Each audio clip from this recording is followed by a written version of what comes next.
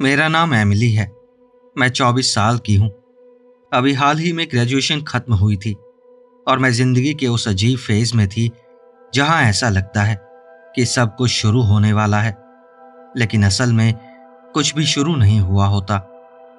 नोआ और मैं लगभग 1 साल से रिलेशनशिप में थे और फिर एक ऐसा समय आया जब हमने तय किया कि असली जॉब्स और एडल्ट लाइफ शुरू करने से पहले एक क्रॉस कंट्री रोड ट्रिप करनी चाहिए। यह मज़ेदार होना चाहिए था। आज़ादी, सस्ते मोटेल्स, गैस स्टेशन के स्नैक्स और लंबी खुली सड़कें। हमने एक सेकंड हैंड वैन खरीदी, उसके पीछे थोड़ा बेसिक कैंपर सेटअप बनाया और बिना किसी पक्के प्लान के बस प्लेलिस्ट चलाकर हाईवे पर निकल पड़े। लेकिन जब तक हम लुजियाना पहुंचे, मौसम हमारे खिलाफ हो चुका था और सच कहूं तो मेरा पेशेंस भी। हम शेड्यूल से पीछे चल रहे थे, पूरी तरह भीग चुके थे और वैन के अंदर हर चीज में सीलन और पसीने की स्मेल आ रही थी। नोआ अपने इम्पल्सिव अंदाज में अब भी इसे एक एडवेंचर की तरह ले रहा था, लेकिन मेरा उसके रेकलेस ड्राइविंग, उसके बेकार जोक्स और हर बार रास्ता पूछने से बचने वाले एटीट्यूड से पेशेंस खत्म होता जा रहा था। अगर मैं कहूं कि वैन के सड़क से उतरने से पहले मैं उससे नाराज नहीं थी तो वो झूठ होगा। हम नॉर्दर्न लुजियाना में कहीं थे, कैसाचे फॉरेस्ट के पास एक सुनसान बैक रोड पर वेस्ट की तरफ जा रहे थे ताकि इंटरस्टेट फ्लडिंग से बच सके। तूफान कई घंटों से हमारा पीछा कर रहा था। मूसलाधार बारिश, ऐसी लाइटनिंग जो पूरी दुनिया को एक पल के लिए सफेद कर दे, और तेज हवा जैसे वो हमें सड़क से धक्का देकर नीचे गिराना चाहती हो। लेकिन नोआ आगे बढ़ते रहने पर अड़ा हुआ था। उसका कहना था कि ये वैन सब झेल लेगी और उसे पता है कि वो क्या कर रहा है। फिर हम एक मोड़ पर बहुत तेजी से पहुंचे। सड़क बहुत फिसलन भरी थी और अगले ही पल हम सड़क पर नहीं थे। टायरों की पकड़ छूट गई, वैन बुरी तरह घूमी और फिर कीचड़ भरी ढलान पर फिसलती चली गई। एक जोरदार झटके के साथ वैन रुकी और आधी गीली घास और कीचड़ में धंस गई। वैन का एक हिस्सा तिरछा झुका हुआ था। भगवान का शुक्र था कि वैन पलटी नहीं थी। सब कुछ इतना जल्दी हुआ कि मुझे चीखने तक का ठीक से समय नहीं मिला। जब सब शांत हुआ, मैं कुछ सेकंड वहीं जमी बैठी रही। मेरा दिल जोर जोर से धड़क रहा था। फिर मैं उसकी तरफ मुड़ी और उस पर फट पड़ी। मैंने कहा था धीरे चलाओ नोआ, मैंने पहले ही कहा था। और पहली बार उसने बहस नहीं की। हम लकी थे, इतनी सुनसान जगह में भी हमारे फोन में सिग्नल आ रहा था। मैंने तुरंत 911 पर कॉल किया, उन्हें हमारी लोकेशन बताई और जितना हो सका उतना सही डिस्क्रिप्शन दिया। पास के टाउन की फायर डिपार्टमेंट पहले से स्टॉर्म पेट्रोल पर थी। उन्होंने कहा कि मदद रास्ते में है। उन्होंने बताया कि शायद 30 मिनट लगेंगे या उससे थोड़ा सा ज्यादा। तब तक बाहर रोशनी कम होने लगी थी। हमारी सांसों की वजह से वैन की फ्रंट विंडोज धुंधली हो चुकी थी और बाहर का तूफान और भी भयानक होता जा रहा था। बारिश तिरछी दिशा में विंडशील्ड पर जोर से पड़ रही थी। पेड़ों के ऊपर गड़गड़ाहट गूंज रही थी। हमारी एक तरफ घना और अंधेरा जंगल था और दूसरी तरफ, जहां तक ढलान से दिखाई दे रहा था, खुला दलदली इलाका फैला हुआ था। तुम सच में बेवकूफ हो, मैंने पैसेंजर सीट में सिकुड़ते हुए बड़बड़ाया। और वहीं से एक और लड़ाई शुरू हो गई।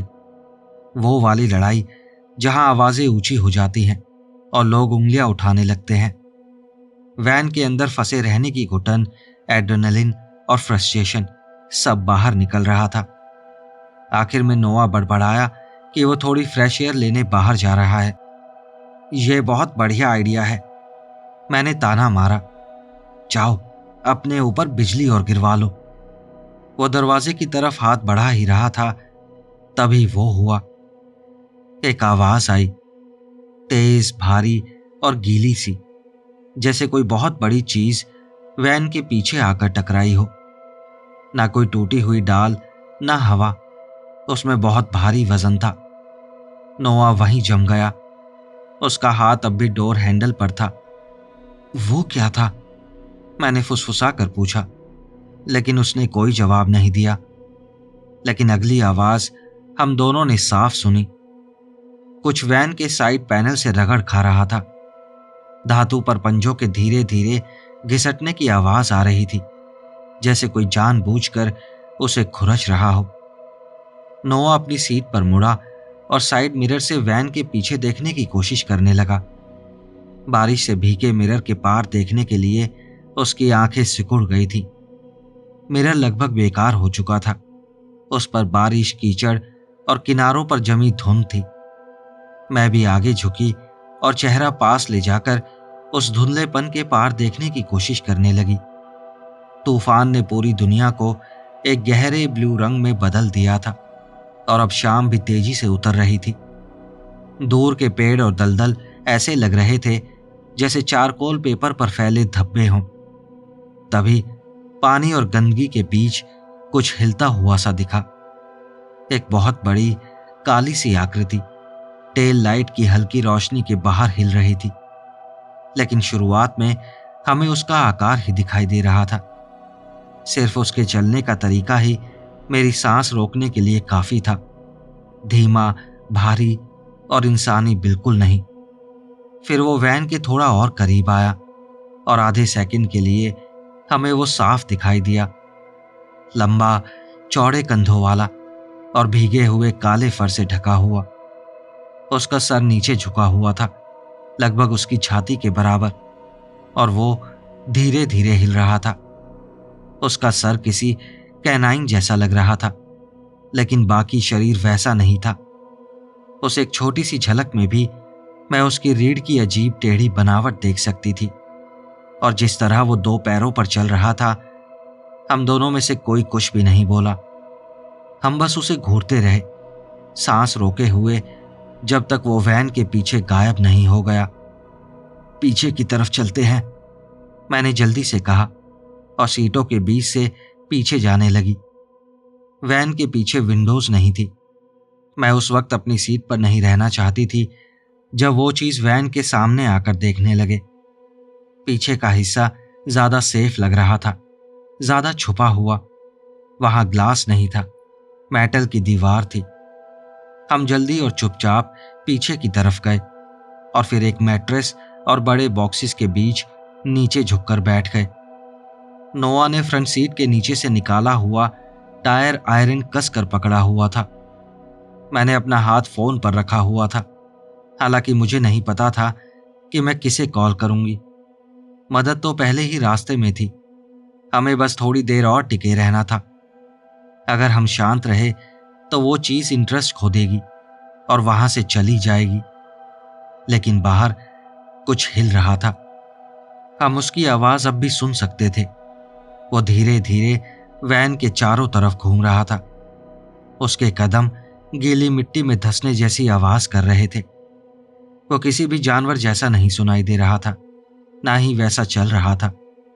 वो वैन की दीवार के ठीक बाहर भारी और तेज सांसें ले रहा था और हर सांस के साथ हल्की ग्राउलिंग जैसी आवाज निकाल रहा था, जैसे वो खुद को पूरी तरह गुर्राने से रोक रहा हो। हम बिल्कुल चुप बैठे रहे, सांस लेने तक की हिम्मत नहीं हो रही थी। बीच बीच में उसका भीगा फर या स्किन मेटल से टकराता और एक गीली थप जैसी आवाज आती। कभी उसके पंजे धीरे धीरे पैनल पर खिसकते, जैसे वो कुछ ढूंढ रहा हो या वैन को परख रहा हो। एक बार खुरचने की आवाज कुछ देर के लिए रुक गई और मुझे लगा शायद वो चला गया है। लेकिन तभी एक धीमी गुर्राहट सुनाई दी और पहियों के किनारों पर नाखूनों की टैपिंग की आवाज आने लगी। वो जा नहीं रहा था, अभी तो बिल्कुल नहीं जा रहा था। फिर अचानक वैन हिलने लगी। किसी चीज ने साइड से इतनी जोर से टक्कर मारी कि वैन की पतली मेटल वॉल अंदर की तरफ धंस गई और एक भयानक क्रंचिंग की आवाज गूंज उठी। एक डरावने पल के लिए पूरी वैन तिरछी हो गई। उसका एक हिस्सा जमीन से ऊपर उठ गया, जैसे वो पलटने वाली हो। मैं उस भारी वजन के नीचे वैन के फ्रेम के दबने की आवाज सुन सकती थी। मेटल चरमरा रहा था, सस्पेंशन हिल रहा था। मेरा मन चीखने का था, लेकिन मैंने खुद को रोक लिया। मेरा हाथ खुद को संभालने के लिए तुरंत दीवार पर टिक गया। मैंने नोआ की तरफ देखा। उसकी आंखें पूरी खुली हुई थी। उसका मुंह हल्का सा खुला हुआ था, जैसे उसे समझ ही नहीं आ रहा हो कि वो रोए या बेहोश हो जाए। फिर वैन वापस नीचे गिरी और वो कदमों की आवाज धीरे धीरे दूर जाने लगी। हमने धीरे से आगे की तरफ झांका, पूरी कोशिश करते हुए कि जरा भी आवाज ना हो। विंडशील्ड धुंध और बारिश से पूरी ढकी हुई थी। बाहर कुछ भी साफ दिखाई नहीं दे रहा था, लेकिन उस धुंधलेपन और डैशबोर्ड की हल्की रोशनी के बीच एक आकृति उभरने लगी। वो वैन के साइड से बाहर निकली और हेडलाइट्स की रोशनी में आ गई। कुछ सेकंड के लिए वो ठीक हमारे सामने खड़ा रहा। वो बहुत भयानक था। उसके भीगे हुए काले फर उसके शरीर से चिपके हुए थे। उसका शरीर कुछ हद तक इंसानों जैसा लग रहा था, लेकिन बाकी हर चीज गलत थी। उसके हाथ पैर बहुत लंबे थे। उसकी बाहें नीचे लटक रही थी और हाथों के आखिर में मुड़े हुए पंजे थे। उसकी पीठ झुकी हुई थी। चलते समय उसके कंधे अजीब तरीके से हिल रहे थे। उसका सर किसी भेड़िए जैसा था, पतला, हल्का फड़कता हुआ। और जब वो विंडशील्ड को देख रहा था, उसके कान बार बार हिल रहे थे। उसकी आंखों पर रोशनी पड़ रही थी। वो चमक नहीं रही थी, लेकिन अजीब तरीके से रिफ्लेक्ट कर रही थी। और उसका चलने का तरीका, वो जरा भी डरा हुआ या कंफ्यूज नहीं लग रहा था। वो क्यूरियस था और हर चीज को कैलकुलेट कर रहा था। हम दोनों बिल्कुल स्थिर बैठे रहे। दिल इतनी तेज धड़क रहा था कि महसूस हो रहा था कि वो सुन लेगा। हम खुद को वैन के पीछे के अंधेरे में छुपाने की कोशिश कर रहे थे। मैं बस यही दुआ कर रही थी कि अंधेरा और आसपास फैला सामान हमें छुपाने के लिए काफी हो। मुझे नहीं पता था कि वो ग्लास के आर पार देख सकता है या नहीं। मुझे ये भी नहीं पता था कि उससे फर्क पड़ता है या नहीं। मुझे बस इतना पता था कि मैं नहीं चाहती थी कि वो वेयरवुल्फ जैसी चीज हमें नोटिस करे। अगले ही पल वो जीव अचानक पूरी ताकत से वैन के सामने आ टकराया और हम दोनों डर कर उछल पड़े। उस टक्कर से पूरी वैन हिल गई। विंडशील्ड एक जोरदार आवाज के साथ टूट गई और उस पर मकड़ी के जाले जैसी दरारें फैल गईं। बारिश टूटे हुए ग्लास पर बह रही थी, जिससे उसके पीछे खड़ी वो चीज और भी धुंधली लग रही थी। बस एक बड़ी सी परछाई और तेज हरकतें दिख रही थी। फिर एक और वार हुआ, फिर एक और। अब वो अपने पंजों वाले हाथ से ग्लास पर हमला कर रहा था और हर वार पिछले से ज्यादा ताकतवर था। उसके पंजों के ग्लास पर घिसटने की चीखती हुई आवाज सुनाई दे रही थी, जैसे मेटल कांच पर रगड़ रहा हो। चौथे वार पर विंडशील्ड टूटने लगी। बीच से एक लंबी दरार नीचे तक फैल गई और उसी पल उसका एक हाथ अंदर घुस आया, टूटे हुए ग्लास की डरावनी चटकने की आवाज के साथ। उसका हाथ अंदर बुरी तरह फड़फड़ाने लगा। उसकी बाह आधी अंदर फंस गई थी, टूटे ग्लास और लैमिनेट के बीच। तभी उसके मुंह से एक भयानक आवाज निकली, ना पूरी तरह हाउल, ना पूरी तरह ग्राउल, उससे कहीं ज्यादा गहरी और अजीब तरह से इंसानी फ्रस्ट्रेशन भरी। वो अपना हाथ वापस खींचने की कोशिश कर रहा था। साफ था कि वो फंस चुका था और मैं उसके मांस और फर की टूटे ग्लास से घिसटने की गीली आवाज सुन सकती थी। फिर वो दर्द और गुस्से में चीखा और आखिरकार एक गंदी सी सकिंग आवाज के साथ खुद को छुड़ा लिया। टूटे हुए ग्लास के टुकड़े नीचे गिरते रहे। वो पीछे लड़खड़ाया तो वैन फिर से हिली। उसकी गुर्राहट इतनी गुस्से से भरी थी कि मेरे पूरे शरीर में सिरहन दौड़ गई। उसने तुरंत दोबारा हमला नहीं किया। वो बस वैन के सामने घूमता रहा और उसकी सांसें किसी लोकोमोटिव इंजन जैसी लग रही थी। मैंने नोआ का हाथ कसकर पकड़ लिया। वो कांप रहा था और मैं भी। फिर बिना किसी वार्निंग के पैसेंजर साइड की विंडो अंदर की तरफ टूट गई। मैं तुरंत नीचे झुक गई। मेरा दिल इतनी तेज धड़क रहा था कि सीने से बाहर निकल जाए। टूटे हुए ग्लास के टुकड़े सीट्स और फ्लोर पर बिखर गए थे। अब उस खुले हिस्से से बारिश की आवाज और तेज आने लगी थी, लेकिन उसे भी एक दूसरी आवाज दबा रही थी। वही भारी सांसें, गीली, टूटी फूटी और बहुत करीब। हमें समझने का समय भी नहीं मिला, क्योंकि तभी कुछ टूटे हुए विंडो फ्रेम के अंदर घुसने लगा। एक बहुत बड़ा फर से ढका सर अंदर आया। उसके कान पीछे दबे हुए थे और उसकी थूतन गुस्से में सिकुड़ी हुई थी। उसकी थूतन छोटी लेकिन चौड़ी थी। उसके होंठ पीछे हटे हुए थे और अंदर पीले टेढ़े मेढ़े दांत दिखाई दे रहे थे। डैशबोर्ड की रोशनी में उसकी आंखें चमक रही थी। वो वैन के अंदर हर चीज को ध्यान से देख रहा था। वो सूंघ नहीं रहा था, वो बस देख रहा था। उसका चेहरा हमसे बस कुछ फीट की दूरी पर था। उस पल मुझे बस उसकी सांसें सुनाई दे रही थी, धीमी, गले से निकलती हुई और मेहनत से भरी गीली आवाज। वो थोड़ा मुड़ा और अंदर घुसने की कोशिश करने लगा, लेकिन छोटी टूटी हुई विंडो और उसके चौड़े कंधों की वजह से वो पूरा अंदर नहीं आ पा रहा था। फिर उसने गुस्से से भरी एक घुटी हुई गुर्राहट निकाली और दर्द भरी ग्रंट के साथ खुद को बाहर खींच लिया। हमने उसे वैन के साइड में लड़खड़ाते हुए सुना। उसके पंजे मेटल पर घिसट रहे थे, जबकि वो खुद को ढलान पर ऊपर खींच रहा था। फिर एक और धीमी ग्राउल सुनाई दी, इस बार पहले से ज्यादा फ्रस्ट्रेटेड। और तभी दूर से सायरेंस की आवाज आई और वो करीब आ रही थी। उस जानवर ने आखिरी बार वैन के चारों तरफ चक्कर लगाया और फिर हमने उसे दूर जाते हुए सुना। उसके भारी कदम झाड़ियों के बीच तेजी से गायब हो गए। जब तक फायर ट्रक की लाइट्स हम तक पहुंची, वो चीज बहुत दूर जा चुकी थी। उन्होंने विंच की मदद से हमारी वैन को ढलान से ऊपर खींचा।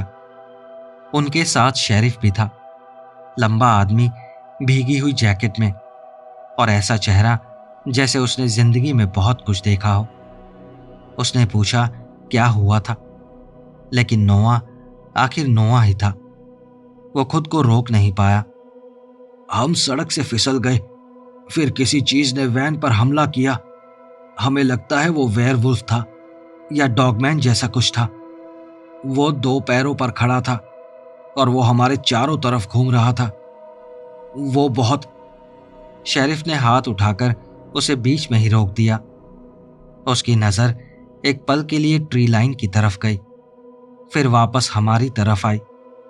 तुम लोग लकी हो, उसने सपाट आवाज में कहा। वो कुछ सेकंड जरूरत से ज्यादा रुका, फिर बोला, अगर हम समय पर नहीं पहुंचते तो मामला और बुरा हो सकता था। लेकिन उसने नोआ की आंखों में नहीं देखा। उसकी नजर फिर से जंगल की तरफ चली गई। उसका जबड़ा कस गया था, वही लुक जो किसी ऐसे इंसान के चेहरे पर होती है जिसने कुछ ऐसा देखा हो जिसे वो कभी किसी अजनबी को नहीं बताएगा। उसके बोलने का तरीका, वो पॉज और नोआ की तरफ ना देखना, सब कुछ बता रहा था कि वो कुछ जानता था। शायद सब कुछ नहीं, लेकिन कुछ तो जरूर जानता था। फिर वो अपने डेप्यूटी की तरफ मुड़ा और धीरे से कुछ बोला जो मैं सुन नहीं पाई। उसके बाद उसने हमें अपना सामान लेने को कहा। उन्होंने कहा कि तूफान रुकने के बाद वैन को टो किया जाएगा। जब हम भीगे हुए और कांपते हुए फायर ट्रक के पीछे चढ़े, नोआ ने मेरी तरफ देखा। उस जीव की ग्राउल्स और चीखें अब भी मेरे अंदर कहीं गूंज रही थी, लेकिन हम दोनों ने कुछ नहीं कहा। हमें जरूरत भी नहीं थी। जो कुछ भी हमने झेला था वो हमारे बीच किसी डरावने सपने की तरह बैठ चुका था, इतना ताजा, इतना डरावना कि उसे शब्द देना भी मुश्किल था। बाहर तूफान अब भी चल रहा था और उन पेड़ों के पार कहीं वो चीज अब भी मौजूद थी देख रही थी, इंतजार कर रही थी।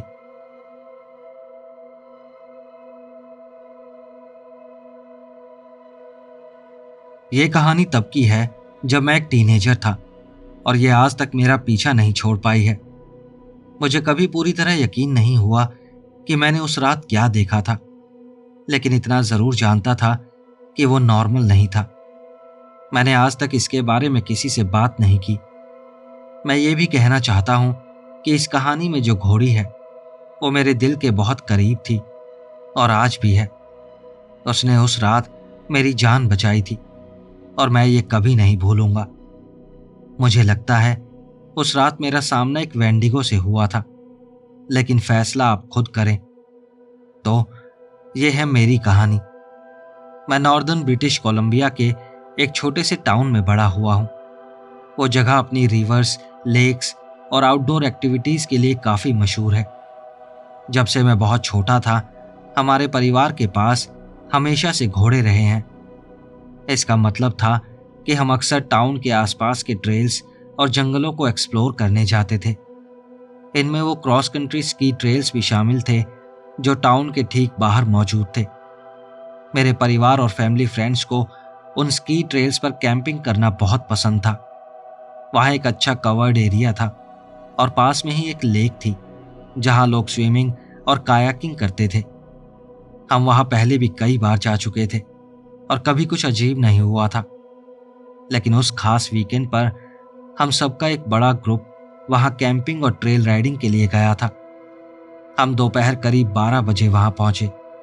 पहले कैंप लगाया, फिर ट्रेल राइड के लिए निकल गए। उस समय जंगल बहुत खूबसूरत और शांत था। हमें कुछ ट्रेल्स मिली थी जो लेक के चारों तरफ घूमती थी और हम बस राइड का मजा लेते रहे। सब कुछ बिल्कुल नॉर्मल था। राइड खत्म होने के बाद हम डिनर बनाने और शाम की तैयारी में लग गए। करीब 6 बजे डेरेक और फ्रैंक वहां पहुंचे। वो सीधे अपने काम से आए थे। उन्हें दुख था कि वो राइड मिस कर चुके थे। कोई भी एडल्ट दोबारा राइड पर नहीं जाना चाहता था, इसलिए मैंने कहा मैं उन्हें ट्रेल पर घुमा लाऊंगा क्योंकि मुझे रास्ता पता था। तो मैंने फिर से अपने घोड़े को तैयार किया और वो दोनों मेरे साथ आ गए। हम करीब 7 बजे कैंप से निकले।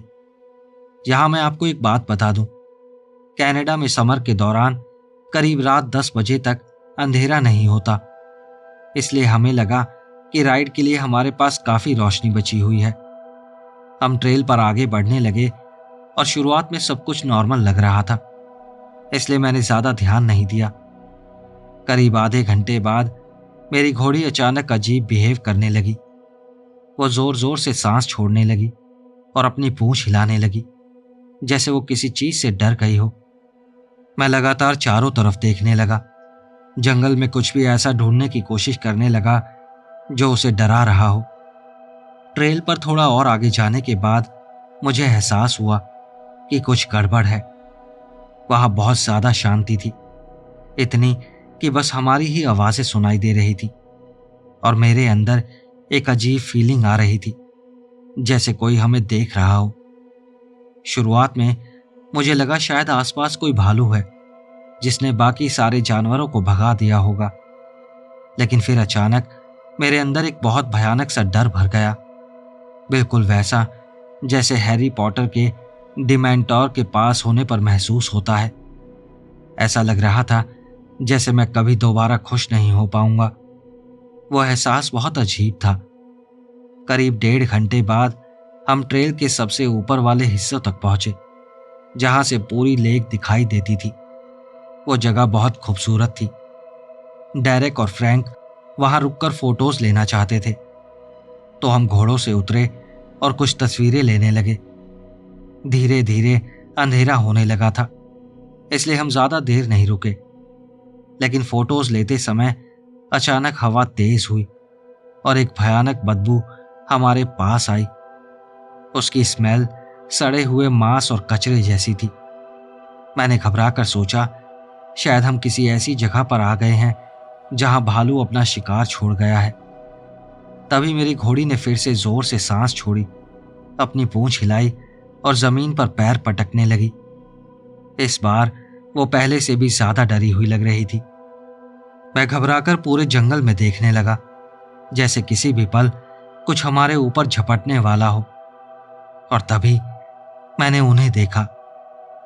पेड़ों के बीच जमीन से करीब 8 फीट ऊपर 2 पीली आंखें सीधा मुझे घूर रही थी। मेरे पूरे शरीर में सिरहन दौड़ गई और मेरी नजर उन आंखों पर जम गई। पहले मुझे लगा शायद मेरा दिमाग मेरे साथ खेल खेल रहा है, लेकिन फिर मैंने उसे सांस लेते देखा। मैंने गहरी सांस ली और कहा, गाइस, मुझे लगता है हमें यहां से निकलना चाहिए। दोनों ने सर हिलाया, क्योंकि उन्होंने पेड़ों के बीच वो आंखें नहीं देखी थी। हम ट्रेल पर आगे बढ़ते रहे। मैं बार बार पीछे मुड़कर देख रहा था, यही उम्मीद करते हुए कि जो मैंने देखा था वो बस मेरे दिमाग का वहम हो। लेकिन वो वहम नहीं था। अब भी मुझे ऐसा लग रहा था जैसे कोई हमें देख रहा हो, और वो भयानक बदबू लगातार हमारे पीछे पीछे ट्रेल पर आ रही थी। मुझे पता था कि कैंप अभी बहुत दूर था, शायद 1 घंटा या उससे भी ज्यादा। मैं लगातार चारों तरफ देख रहा था, बस यही उम्मीद करते हुए कि जो भी हमारा पीछा कर रहा था वो पेड़ों के बीच ही रहे। जब तक हम स्की ट्रेल्स के मेन रास्ते तक पहुंचे, तब तक रात के 10 बजे से भी ज्यादा हो चुके थे और सूरज पूरी तरह डूब चुका था। मेन लाइन तक पहुंचने से ठीक पहले हमारे सारे घोड़े अजीब तरह से बिहेव करने लगे। अब सच में मुझे डर लगने लगा था। हम अभी मेन लाइन पर एक छोटी सी पहाड़ी पार करके आगे बढ़े ही थे, तभी मुझे पीछे से पेड़ों के टूटने की आवाज सुनाई दी। मैंने घबराकर थूक निकला और हिम्मत करके पीछे मुड़ा। मैं मन ही मन दुआ कर रहा था कि वो बस कोई मूस हो, लेकिन दुर्भाग्य से वो मूस नहीं था।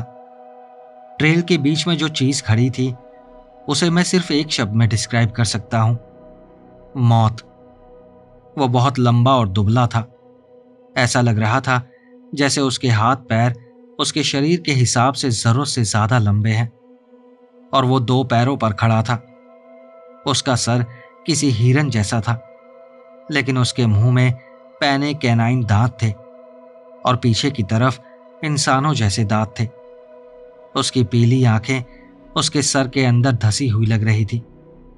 मैं डर के मारे वहीं जम सा गया था, लेकिन मुझे अंदर से महसूस हो रहा था कि वो चीज बहुत खतरनाक है।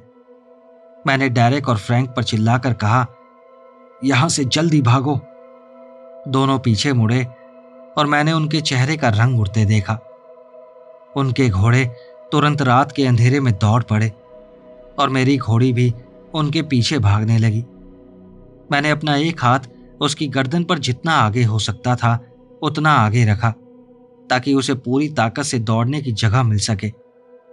तभी मैंने उस चीज की डरावनी चीख सुनी। फिर पीछे भारी कदमों की आवाज आने लगी और मैंने अपनी घोड़ी को और तेज दौड़ाने की कोशिश की। मुझे साफ सुनाई दे रहा था कि वो जीव हमारे करीब आता जा रहा था। मैं लड़कों पर चिल्लाया, घोड़ों को दौड़ाते रहो और पीछे मत देखना। कुछ ही देर में मुझे अपने बगल में किसी की मौजूदगी महसूस हुई। मैंने डरते हुए देखा और वो जीव ठीक मेरे साथ साथ दौड़ रहा था। मैं पूरी तरह पैनिक में आ गया था। मैं खुद को उससे दूर करने की कोशिश कर रहा था, लेकिन मैं घोड़े से गिरना भी नहीं चाहता था।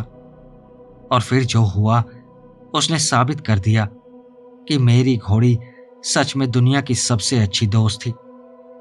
जब हम दौड़ रहे थे, मैंने उस चीज को मेरी तरफ हाथ बढ़ाते देखा, और जैसे ही वो मेरा हाथ पकड़ने वाला था, मेरी घोड़ी ने अपने कान पीछे दबाए, सर घुमाया और अपने दांत दिखा दिए। उसने उस जीव की बाह अपने दांतों से पकड़ ली, उसे आगे खींचा और जमीन पर गिरा दिया।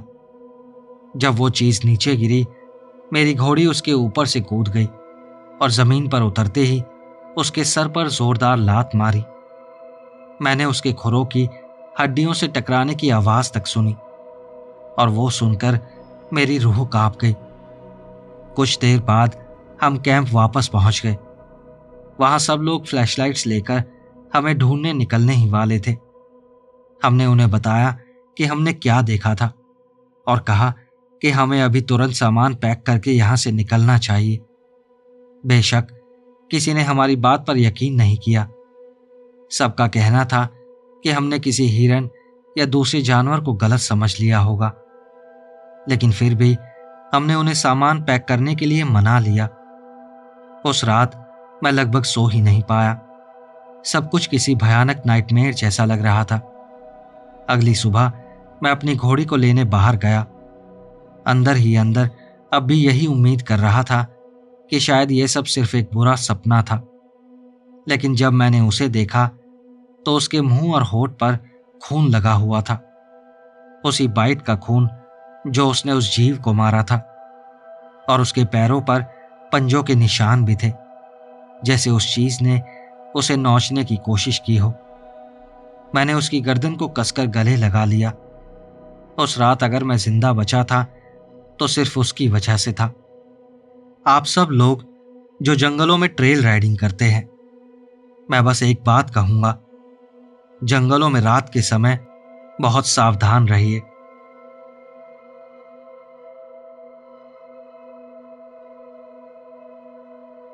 मैं इजराइल से हूं। यहां यूएसए जैसी घनी जंगल वाली जगह बहुत कम है, लेकिन मेरा सामना एक ऐसी जगह पर हुआ था जिसे एक खुले मैदान की तरह जाना जाता है और उसके चारों तरफ लंबे पाइन ट्रीज वाला घना जंगल फैला हुआ था। उस दिन मौसम काफी साफ और धूप वाला था और मैं अपने परिवार के साथ वहां घूमने गया हुआ था। उस समय मेरी उम्र करीब 20 साल की थी। मेरी शादी नहीं हुई थी और मेरे कोई बच्चे भी नहीं थे। हम सब लंच कर रहे थे। लंच करने के बाद मैंने सोचा कि थोड़ा टहल लिया जाए। जहां मेरा परिवार बैठा हुआ था उसके ठीक सामने एक ट्रेल जाती थी और मैं उसी रास्ते पर चल पड़ा। मौसम इतना शानदार था कि मैं चलते चलते पूरी तरह उसमें खो गया। मुझे एहसास ही नहीं हुआ कि मैं अपने परिवार और बाकी लोगों से काफी दूर निकल आया हूं। फिर अचानक एक चीज ने मेरा ध्यान तोड़ा। जंगल में पक्षियों की आवाजें और बाकी नेचर की सारी आवाजें एकदम से गायब हो गई थी। वो धीरे धीरे कम नहीं हुई थी, वो बस अचानक बंद हो गई थी, जैसे किसी ने एक स्विच दबाकर सब कुछ ऑफ कर दिया हो। मैंने सोचा भले ही मेरे पास खाना नहीं था, लेकिन शायद बारबेक्यू की स्मेल अभी भी मेरे कपड़ों या शरीर पर लगी हुई थी। उस समय मेरे पास किसी तरह का कोई हथियार भी नहीं था, इसलिए मैंने वापस लौटने का फैसला किया। लेकिन पूरे समय मुझे ऐसा लग रहा था जैसे कोई मुझे देख रहा हो। इजराइल में भालू, कूगर्स, भेड़िए या ऐसे बड़े प्रेडेटर्स नहीं होते। ज्यादा से ज्यादा किसी कायोटे या जंगली कुत्ते से सामना हो सकता है और आमतौर पर मैं उनसे डरता नहीं हूं। लेकिन इस बार मुझे साफ महसूस हो रहा था कि वहां कोई खतरा है। मैं धीरे धीरे इधर उधर देखने लगा। एक तरफ ट्री लाइन थी और दूसरी तरफ लंबी घास थी। मेरी नजर हर जगह घूम रही थी। तभी मेरी नजर एक पेड़ पर गई। वहां एक हाथ था। वो इंसानी हाथ जैसा लग रहा था, जैसे किसी बहुत बड़े बालों वाले आदमी का हाथ हो। उसकी उंगलियां लंबी थी और उनमें काले पंजों जैसे क्लॉज थे जो पेड़ को कसकर पकड़े हुए थे। मैंने धीरे धीरे नजर नीचे की और वहां एक झुकी हुई आकृति दिखाई दी। वो सीधे मेरी तरफ नहीं देख रही थी। उसका शरीर थोड़ा साइड एंगल में था। उसका रंग ब्राउनिश रेड था जो पेड़ों के बीच लगभग घुल मिल सा गया था, और वो इतना चुपचाप, इतना स्थिर बैठा था कि अगर ध्यान से ना देखो तो दिखाई ही नहीं देता। उसका सर किसी जर्मन शेफर्ड डॉग जैसा लग रहा था और उसका ध्यान कहीं दूसरी तरफ था। शुक्र है शायद उसने अभी तक मुझे नोटिस नहीं किया था। मैं छोटी सी झाड़ी के पीछे उसके बाकी शरीर को समझने की कोशिश कर रहा था। उसके कान किसी डॉग या वुल्फ से भी लंबे थे और उसकी आंखें साइड से किसी बिल्ली की आंखों जैसी लग रही थी। लेकिन उनमें एक अजीब राउंड लेंस जैसा लुक था। आंखें काफी बड़ी थी, लेकिन मैं उनका रंग साफ नहीं देख पा रहा था। फिर अचानक उसके कान हल्के से हिले और उसने अपना सर घुमाकर सीधे मेरी तरफ देखा। मेरी सांस वहीं अटक गई। ऐसा लगा जैसे वो भी मुझसे डर गया हो, क्योंकि वो तुरंत अपने पिछले पैरों पर खड़ा हुआ, पलटा और तेजी से जंगल के अंदर भाग गया। उस एक पल में मुझे उसके शरीर को ठीक से देखने का मौका मिला। उसका शरीर पतला था, बहुत ज्यादा मस्कुलर नहीं था, लेकिन ऐसा लग रहा था जैसे किसी ऐसे इंसान का शरीर हो जो रेगुलरली वर्कआउट करता हो। उसकी आंखें बहुत बड़ी थी और फॉक्स या वुल्फ की तरह साइड की तरफ जाती थी, लेकिन उनसे भी बड़ी थी। उनका रंग गहरा पीला था। उसके शरीर पर फर काफी पतला था, बिल्कुल डॉबरमैन डॉग जैसा। जब वो पलटा तब मैंने उसकी बड़ी और घनी पूंछ भी देखी। वो इतनी तेजी से भागा कि बस एक ब्राउन ब्लर जैसा दिखाई दिया। और सबसे डरावनी बात, उसने भागते हुए बिल्कुल भी आवाज नहीं की। कोई अजीब बदबू भी नहीं थी, जैसा लोग अक्सर बताते हैं। बाकी सब कुछ भी सामान्य ही लग रहा था, और शायद यही चीज मुझे सबसे ज्यादा डरा रही थी। वो जीव इतना खामोश था कि अगर वो काफी देर से मेरा पीछा कर रहा होता तब भी शायद मुझे कभी पता नहीं चलता। तो यही था मेरा एनकाउंटर। आप लोगों को क्या लगता है, वो चीज आखिर थी क्या?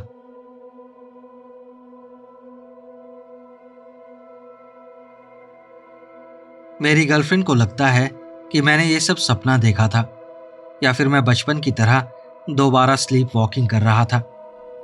यह घटना 2018 की है। हम बॉयज के बाहर एक पुराने डुप्लेक्स के नीचे वाले हिस्से में किराए पर रहते थे। वो उन नेबरहुड्स में से था जहां कुछ ब्लॉक्स आगे जाओ और सीधे टाउन खत्म होकर खुला इलाका शुरू हो जाता है। हमारी स्ट्रीट जाकर एक खुले मैदान पर खत्म होती थी जो आगे फुटहिल्स की तरफ जाता था। ऐसी जगह जहां कायोटे और जंगली कुत्ते अक्सर घूमते रहते हैं, और वहां रहने वाले लोग इसे नॉर्मल मानकर नजरअंदाज कर देते हैं, जैसे जंगल के पास रहने का यह एक हिस्सा हो। जब मैं 8 साल का था तब एक बार स्लीप वॉकिंग करते हुए मैं अपने पेरेंट्स के क्लोजेट में चला गया था और उनके शूज को सीरियल्स खिलाने की कोशिश कर रहा था। एक दूसरी बार उन्होंने मुझे रात 3 बजे बैकयार्ड में खड़ा पाया था। मैं बस फेंस को घूर रहा था। इसलिए जब मैंने अपनी गर्लफ्रेंड को यह सब बताया तो उसके पास मुझे गलत साबित करने के लिए काफी सारे एग्जाम्पल्स थे। उसने कहा, तुम नींद में सैंडबॉक्स में गड्ढे तक खोदते थे, याद है? तुम्हारी मॉम को पीछे वाले दरवाजे पर लॉक लगाना पड़ा था। और ऑनेस्टली उसकी बात गलत भी नहीं थी, लेकिन मैंने 12 साल की उम्र के बाद कभी स्लीप वॉक नहीं किया था। उस समय मैं एक ग्रोसरी स्टोर में क्लोजिंग शिफ्ट करता था, इसलिए मेरे काम के घंटे काफी अजीब थे। उस रात मैं टीवी पर यूट्यूब देखते देखते काउच पर ही सो गया था। पुरानी मूवी ट्रेलर्स की कोई कंपाइलेशन वीडियो चल रही थी। मेरी गर्लफ्रेंड पहले ही सोने चली गई थी और मैंने अभी तक ब्रश तक नहीं किया था। करीब रात 2 बजे मेरी नींद खुली। मुझे पानी पीना था। किचन की विंडो खुली हुई थी और तभी मुझे एक अजीब सी बदबू महसूस हुई, गीले फर और सड़े हुए मांस जैसी। और वो बदबू हल्की नहीं थी। जैसे ही मैंने कारपेट छोड़कर किचन के फ्लोर पर कदम रखा, वो बदबू लहर की तरह मुझसे टकराई। उस बदबू ने मुझे बचपन की एक घटना याद दिला दी, जब हमारे पॉर्च के नीचे एक रैकून मर गया था। वही मीठी लेकिन बीमार कर देने वाली बदबू जो नाक में घुसकर वहीं रह जाती है, लेकिन ये उससे भी ज्यादा तेज और ताज़ा थी। पहले मुझे लगा शायद मैदान में फिर से कोई जानवर मर गया होगा। ऐसा पहले भी हो चुका था, कभी फॉक्स, कभी कोई कैट, लेकिन वो बदबू बहुत ज्यादा तेज थी। ऐसा लग रहा था जैसे वो चीज यही हो, जैसे जो भी ये बदबू पैदा कर रहा था वो घर से सट कर खड़ा हो। मैं सिंक के पास खड़ा था और तभी मुझे टैप की आवाज सुनाई दी। दरवाजे पर नहीं, किचन की विंडो पर। बस दो हल्की और तेज टैप्स, जैसे किसी ने नाखून से ग्लास पर मारा हो। मैं वहीं जम गया। हमारी विंडो साइड यार्ड की तरफ खुलती थी। वहां पीछे बस एक पतली कंकरीली पट्टी थी और पड़ोसी का फेंस था। ना कोई पेड़ था, ना छुपने की कोई जगह थी। मैंने खुद पिछले हफ्ते वहां की घास काटी थी। फिर अजीब तरीके से मैंने पलकें झपकाई और उसके बाद कुछ सेकंड तक क्या हुआ मुझे कुछ याद नहीं। जब मुझे होश आया, मैं बाहर बैकयार्ड में नंगे पैर खड़ा था। मुझे ठंड नहीं लग रही थी, लेकिन बाहर सब कुछ गीला था। कुछ देर पहले बारिश हुई थी। मेरे पैरों के नीचे घास गीली और फिसलन भरी थी और मुझे कंकड़ के छोटे छोटे टुकड़े अपने तलवों में चुभते महसूस हो रहे थे। मुझे अजीब शर्म महसूस हुई, जैसे कोई मुझे बॉक्सर्स में बाहर घूमते पकड़ लेगा। लेकिन आसपास कोई नहीं था। चारों तरफ पूरी खामोशी थी। यहां तक कि पड़ोसी का वो छोटा टेरियर डॉग भी चुप था, जो हर चीज पर भौंकता रहता था।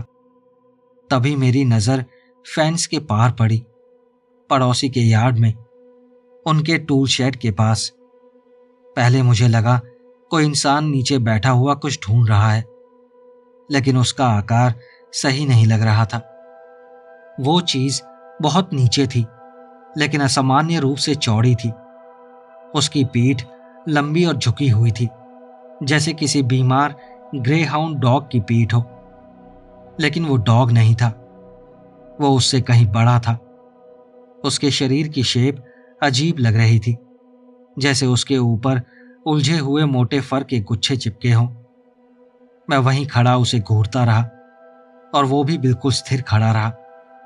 मुझे याद है, मैंने धीरे से कहा था, ये आखिर है क्या?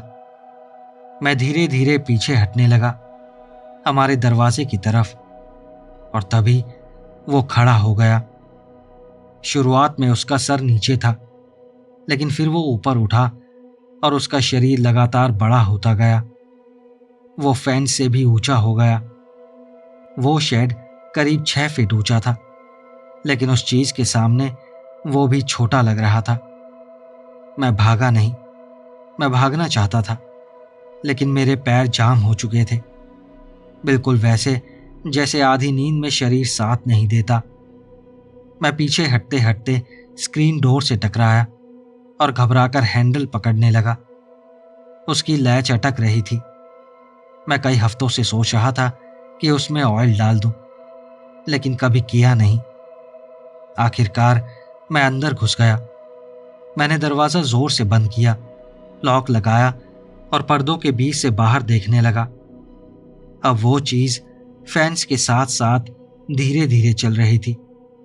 उसने सीधे मेरी तरफ नहीं देखा, लेकिन कसम से उसे पता था कि मैं उसे देख रहा हूं। उसके शरीर से कोई आवाज नहीं आ रही थी, लेकिन बाहर की खामोशी अजीब लग रही थी, जैसे पूरी दुनिया रुककर उसके गुजरने का इंतजार कर रही हो।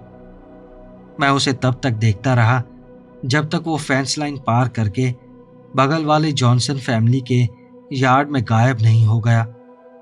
फिर मैं धीरे धीरे विंडो से पीछे हटा और वापस किचन सिंक के पास गया, और तभी मैंने देखा मेरे हाथ गंदे थे, ऐसे जैसे मैं कहीं मिट्टी खोद रहा था। मेरे नाखूनों के नीचे ठंडी और खुरदुरी मिट्टी भरी हुई थी। उसे पूरी तरह साफ करने में मुझे 3 दिन लग गए, नेल ब्रश इस्तेमाल करने के बाद भी। और मेरे पैर गीले थे, उंगलियों के बीच घास फंसी हुई थी। लेकिन वो सिर्फ बारिश का पानी नहीं था, उसमें मिट्टी भी लगी हुई थी, जैसे मैं काफी देर तक नंगे पैर बाहर घूमता रहा हूं। अगली सुबह पीछे की सीढ़ियों पर मिट्टी के निशान थे, वो शायद मेरे फुटप्रिंट्स थे। और किचन विंडो के बाहर एक अजीब सा निशान था, जैसे किसी चिकनी चीज को ग्लास पर दबाकर नीचे की तरफ घसीटा गया हो। वो निशान लगभग कंधे की ऊंचाई पर था, शायद उससे थोड़ा ऊपर। मेरी गर्लफ्रेंड के उठने से पहले ही मैंने पानी डालकर उसे साफ कर दिया। जब वो काम के लिए उठी तो पॉर्च पर पड़े एक मिट्टी वाले निशान पर उसका पैर पड़ गया। क्या तुम कल रात बाहर गए थे? उसने डोरमैट पर स्लीपर रगड़ते हुए कहा। मैंने उसे सब समझाने की कोशिश की, लेकिन वो बस मुस्कुराई और बोली, तुम पहले स्लीप वॉक करते थे, याद है? लेकिन सच कहूं, विंडो पर वो निशान बिल्कुल हैंड प्रिंट जैसा लग रहा था। एक हाथ का निशान जो ग्लास पर नीचे की तरफ घसीटा गया हो। लेकिन मैंने बचपन के बाद कभी ऐसा नहीं किया, मैंने कहा। वो बोली, स्ट्रेस की वजह से ये फिर से हो सकता है। तुम लगातार डबल शिफ्ट्स कर रहे हो। ऐसा लग रहा था जैसे उसने गूगल पर पढ़ा हो। उस रात मैंने दरवाजे के नॉब के नीचे कुर्सी लगा दी, लॉक्स 2 बार चेक किए और अपने जूते सोफे के पास रख दिए ताकि जरूरत पड़ने पर तुरंत पहन सकूं। मैं हर 1-2 घंटे में उठ जाता, ध्यान से सुनता रहता, लेकिन उस रात कुछ नहीं हुआ। करीब 2 हफ्ते बाद 2 घर छोड़कर रहने वाली एक नेबर ने फेसबुक पर पोस्ट डाला। उसने लिखा था कि उसने अपने साइड यार्ड में कोई बहुत बड़ा जानवर देखा है। उसने लिखा कि वो ऐसे किसी भी डॉग से बड़ा था जो उसने कभी देखा हो, और वो अजीब तरह से चल रहा था, जैसे घायल हो या अपने पिछले पैरों पर चलने की कोशिश कर रहा हो। 3 लोगों ने उस पोस्ट पर हंसने वाले इमोजीज डाल दिए। एक आदमी ने लिखा कि शायद वो कोई भालू का बच्चा होगा। एनिमल कंट्रोल वाले भी आए, लेकिन उन्हें कुछ नहीं मिला।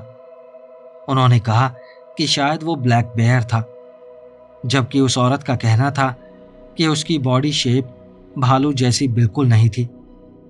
एनिमल कंट्रोल वाले आदमी ने लोकल न्यूज़पेपर को बताया, भालू काफी बड़े हो सकते हैं और कम रोशनी में लोग वही देखते हैं जो वो देखना चाहते हैं। लेकिन मुझे पता था मैंने क्या देखा था, और मुझे पूरा यकीन है वो भालू नहीं था। उसके बाद से मैंने हमेशा अपने शूज काउच के पास रखने शुरू कर दिए, और तब से मैं कभी खुली विंडो के साथ नहीं सोया। कभी कभी जब मैं रात को काम खत्म करके खाली पार्किंग लॉट से अपनी कार की तरफ जाता हूं, तो मुझे फिर से वही फीलिंग आती है, जैसे स्टोर के पीछे पेड़ों के बीच से कोई मुझे देख रहा हो। मैं हमेशा पीछे मुड़कर देखता हूं, लेकिन वहां कभी कुछ नहीं होता। मेरी गर्लफ्रेंड अब स्लीप वॉकिंग वाली बात नहीं छेड़ती, लेकिन कभी कभी जब हम रात में टीवी देख रहे होते हैं तो मैं उसे चुपके से विंडो की तरफ देखते पकड़ लेता हूं, जैसे वो बस चेक कर रही हो, या शायद उसे भी वो बदबू महसूस होती हो, वही गीले फर जैसी बदबू जो कभी कभी हवा के साथ अंदर चली आती है। मैंने उसे कभी फेसबुक पोस्ट के बारे में नहीं बताया, और ना ही ये बताया कि पिछले महीने जब मैं जॉनसन फैमिली के घर के पास से गुजरा तो उनका टूल शेड गायब था, और उनका डॉग भी। वहां बस कंक्रीट का बेस बचा था, जिस पर कुछ पुराने दाग लगे हुए थे, ऐसे दाग जो खून के लगते थे।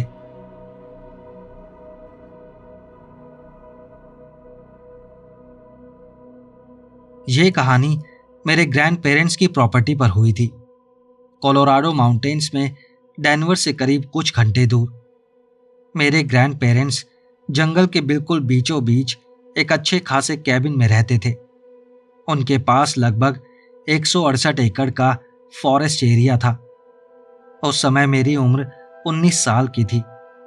डियर हंटिंग सीजन चल रहा था, इसलिए मैंने हंटिंग पर जाने का फैसला किया, और सच कहूं तो उस साल मैं हंटिंग के लिए काफी एक्साइटेड था। करीब सुबह के 9 बजे थे। पैनकेक्स और एग्स का ब्रेकफास्ट करने के बाद मैंने अपना छोटा बैकपैक तैयार किया। मैंने अपने पेरेंट्स और ग्रैंड पेरेंट्स को बताया कि मैं कुछ देर के लिए डियर हंट करने जा रहा हूं। उन्होंने हाँ कहा और मैं निकल पड़ा।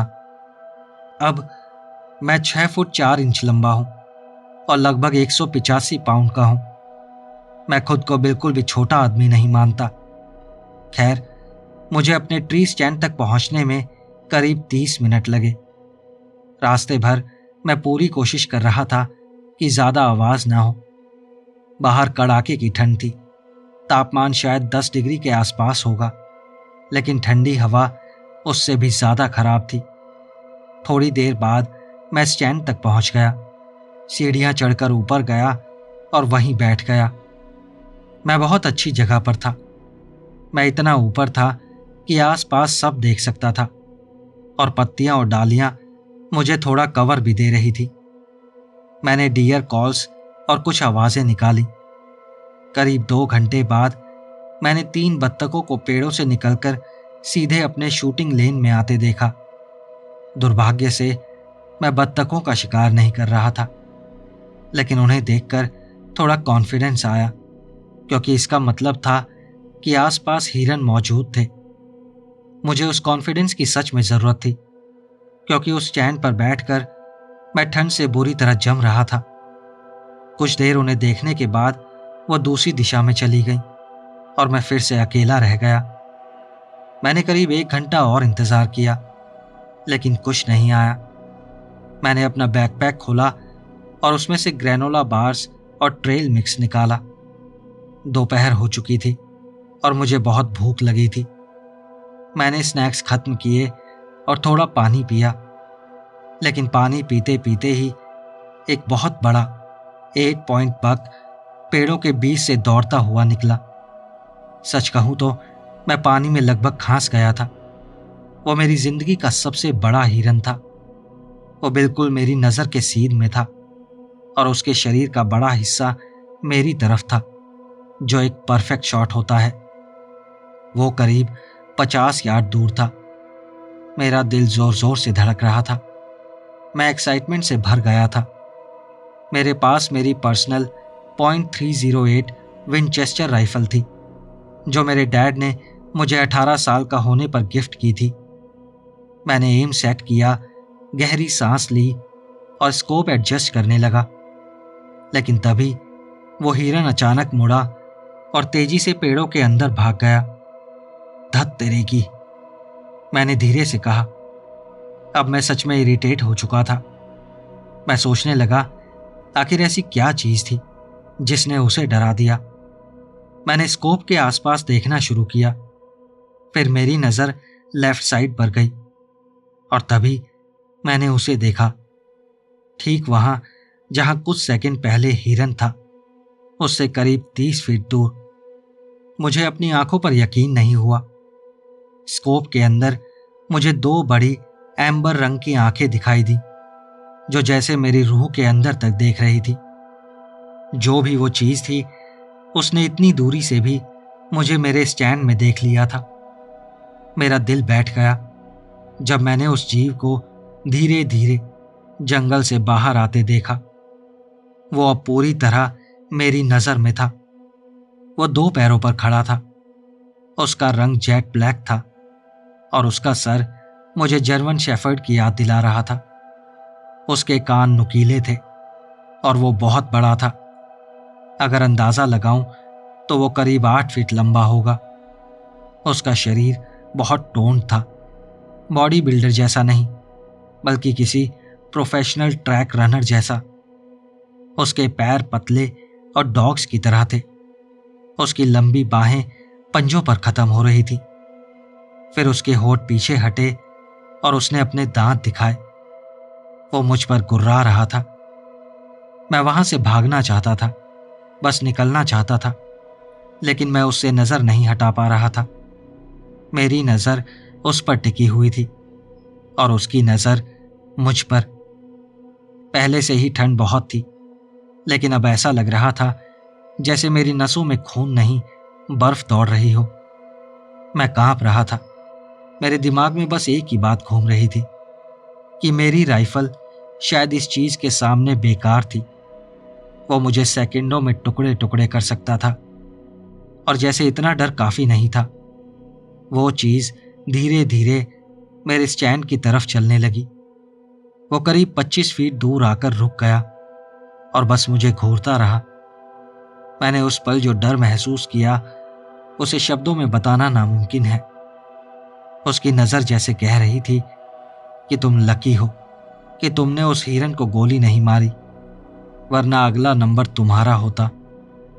फिर उस दानव ने एक बहुत गहरी, भारी गुर्राहट निकाली।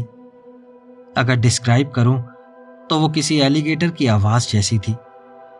मैं इतनी ठंड में भी पसीने से भीग चुका था। मेरा दिल सीने से बाहर निकलने वाला था। फिर उसने एक अजीब सी सूंघने की आवाज निकाली और अचानक घूम गया। वो चारों पैरों पर आ गया और हिरन की दिशा में भाग गया। मैं करीब आधे घंटे तक वहीं बैठा रहा, बस देखता और इंतजार करता रहा, क्योंकि उसके जाने के बाद भी मैं उस स्टैंड से नीचे नहीं उतरने वाला था जब तक मुझे पूरा यकीन ना हो जाए कि वो बहुत दूर जा चुका है। आखिरकार मैंने हिम्मत जुटाई और जितनी तेज भाग सकता था घर की तरफ भागा। मैंने अपने पेरेंट्स को सब बताया, लेकिन उन्होंने मेरी बात पर यकीन नहीं किया। लेकिन बाद में मेरे दादाजी मुझे अलग ले गए और बोले कि उन्होंने भी कभी ऐसी चीज देखी थी। उन्होंने कहा कि कई साल हो गए हैं जब उन्होंने उसे देखा था और वो जानते हैं कि वो चीज अब भी वहीं मौजूद है। मैं उसके बाद कई बार वहां वापस गया, लेकिन मैंने उसे फिर कभी नहीं देखा, और सच कहूं मैं दोबारा उसे देखना भी नहीं चाहता। मैं खुद को बहुत लकी मानता हूं कि उस दिन उस जीव को भूख हिरन की लगी थी, मेरी नहीं। मैं जंगलों में जाने वाले सभी लोगों को एक छोटी सी वार्निंग देना चाहता हूं। वहां कुछ ऐसी चीजें मौजूद हैं जिन्हें कभी उकसाया नहीं जा सकता, इसलिए हमेशा अलर्ट रहिए और सावधान रहिए।